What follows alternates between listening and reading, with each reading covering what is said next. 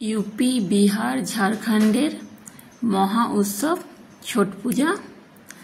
এই ছট পূজাতে ঠেকুয়া বানানো হয়। আজ আমি আপনাদের সাথে ঠেকুয়া বানানো দেখাবো কিভাবে ঠেকুয়া বানাতে হয়। এখন নন বেঙ্গলির সাথে সাথে বেঙ্গলিরাও খুব ঠেকুয়া পছন্দ করে, খেতে খুবই ভালো লাগে। বানানোর জন্য এখানে আমি গুড় নিয়েছি, গুড়টা ভালো করে গ্রেট করে নিচ্ছি। এরপরে এটা মেল্ট করে নেব গরম জলে। গ্যাসের ফ্লেমটা জ্বালিয়ে যতক্ষণ না গুড়টা মেল্ট হচ্ছে ততক্ষণ চামচ দিয়ে ভালো করে গুড়টাকে মেল্ট করতে হবে। গুড়টা এখানে বেশি ফোটানো চলবে না, বেশি চিটচিটা ভাব করা যাবে না। এই মেল্ট হওয়া পর্যন্ত গুড়টা ভালো করে এখানে গরম করতে হবে। দেখুন এইভাবে গরম করবেন। গুড়টা মেল্ট হয়ে গেছে খুব সুন্দরভাবে। এবার এটা আমি ঠান্ডা করতে রেখে দিলাম। এরপরে নারকেল কেটে নিচ্ছি। নারকেল ভালো করে একদম ছোট ছোট করে কাটবেন। এখানে আপনারা চাইলে আরও কিছু ড্রাই ফ্রুট অ্যাড করতে পারেন। আমি এখানে নারকেল কিশমিশ দিয়ে বানাচ্ছি।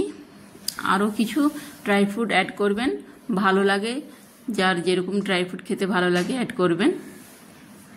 এইভাবে ছোট ছোট করে কেটে নেবেন। এরপরে ঠেকুয়া বানানোর জন্য এখানে আমি আটা দিয়ে ঠেকুয়া বানাচ্ছি। আটা দিয়েই ঠেকুয়া বানাতে হয়, এখানে ময়দা দিবেন না, আটাতেই ঠেকুয়া হয়। 2 কাপ আটা নিয়েছি, 500 গ্রাম, এর মধ্যে 1 কাপ সুজি দিয়ে দিলাম। এরপরে 1 পিঞ্চ লবণ, বেশি লবণ দিবেন না। মৌরি হাতে একটু দলে দিয়ে দিচ্ছি, মৌরি দিলে টেস্টটা খুব ভালো আসে। এখানে এলাচও দিতে পারেন, এলাচের গুঁড়ো। এরপরে কেটে রাখা নারকেল দিয়ে দিলাম, কিশমিশ দিয়ে দিলাম। এরপরে এখানে আমি 3 চামচ ঘি দিয়ে দিলাম। ঘিটা অবশ্যই দিবেন, ঘিটা মাখতে হবে, ভালো করে মেখে এটা বানাতে হবে। ঘি না দিলে ভালো এখানে খাস্তা হবে না। দেখুন এভাবে ভালো করে মাখছি। কিভাবে মাখাটাই হচ্ছে মেন। ভালো করে এখানে ঠেকুয়ার আটাটা ভালো করেই মাখতে হবে। দেখুন এভাবে ঘিয়ের সাথে ভালো করে সবগুলো একসাথে মিক্স করে মাখবেন। দেখুন এরপরে মাখাটা হয়েছে কিভাবে জানতে পারবেন, হাতে যখন মুঠো করবেন, মুঠোটা দেখুন এভাবে ডালা ডালা হয়ে গেছে, ভালো করে মিক্স হয়ে গেছে।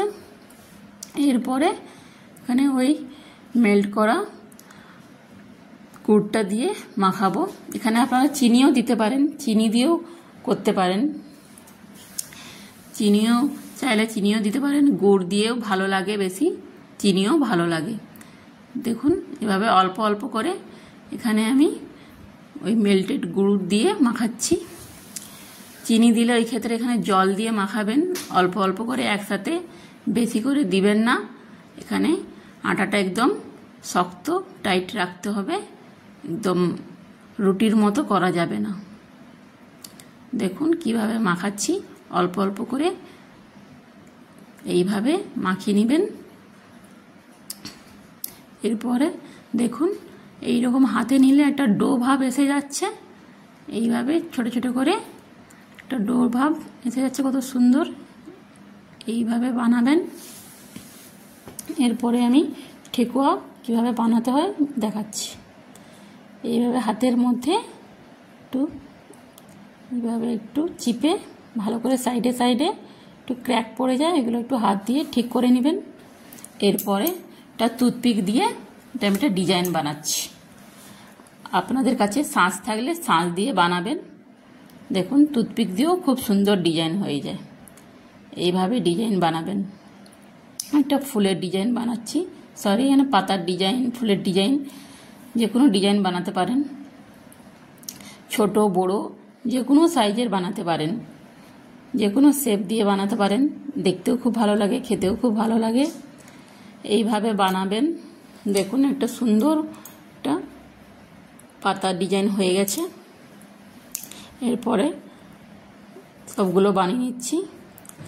খেতে এত ভালো লাগে, একবার বানিয়ে খাবেন। যারা এখনো বানাননি একবার বানাবেন, খেতে খুবই ভালো লাগে। ছোট থেকে বড় সবাই খুবই পছন্দ করবে। বাড়িতে বানিয়ে রাখবেন, খাবেন, খুবই ভালো লাগে খেতে। ছট পূজাতে স্পেশালি এটা পুজোতেই বানানো হয়। এখন তো বেঙ্গলিরাও সবাই বানিয়ে খায়, বানাবেন, খুবই ভালো লাগে খেতে। আমার তো খুবই ভালো লাগে। দেখুন আর একটা বানিয়ে নিচ্ছি। এইভাবে ডিজাইনটা কত সুন্দর এসছে। হাতেই টুথপিকেই খুব সুন্দর ডিজাইন বানানো যায়। শাঁস থাকলে আরও ভালো নতুন নতুন নতুন ডিজাইন বানানো যাবে। দেখুন সবগুলো আমার হয়ে গেছে, কত সুন্দর লাগছে দেখতে। এবার মিডিয়াম ফ্লেমে ফ্রাই করতে হবে।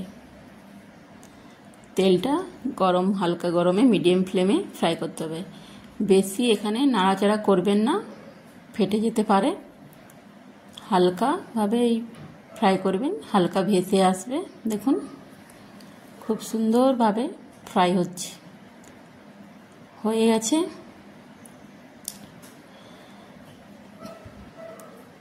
Tata, bye bye. আবার দেখা হচ্ছে নেক্সট ভিডিওতে। ভালো থাকবেন, সুস্থ থাকবেন। কেমন হয়েছে জানাবেন। ভালো লাগলে একটা লাইক করবেন।